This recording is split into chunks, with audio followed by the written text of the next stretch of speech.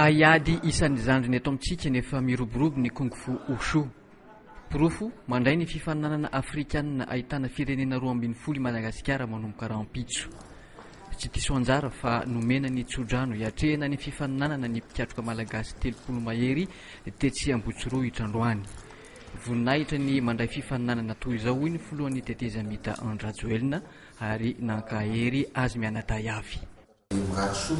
Ho an'ny mpiarakara akoho anareo tanora mpikatroka rehetrarehetra amin'izany fifaninanana izany mba ahazo sy hibatan'ny fandresena dia mankahery anareo manana courage hepo heritsaina ary indrindra manana ny endurance ozy izy ny fitenena amin'izay amin'izay fifaninanana ataonareo eo dia manaraka izany moa ny tsodrano tsy vitan'ny teny fotsiny marina antsika malagasy tsodrano raha mahery misy fanampiana ihany ho an'ny ekipa izay omena anareo mba ahafahanareo miatrika an'izany fifaninanana izany ka misy 25 millions de FMGT zany hozaraina anareo ekipa sy miatrika.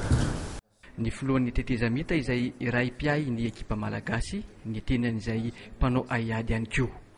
Andraisantsika anjara ny sanda na komba sy tao na kata amin'ny fifaninanana ka iarovan'izy ireo ny anaran'ny Madagasikara ho ny kapteny Andriananarivelo Adja Christian.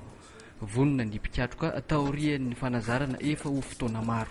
Ny fanomanana efa ela fa eo amin'ny iray volana zay angambany no nanomana nanao regroupement zany taty amin'ny ville ohatran'ny tenako manokana avy any Majunga sélection boka Majunga zany. Zany hoe efa vonona zany amin'izao. Nahazo ny fankatoavana antaratasy avy amin'ny Jackie Chan mpilalao sarimihetsika malaza kung fu ny fifaninanana anomboka rahampitso na tsy ho avy aza ny tenany.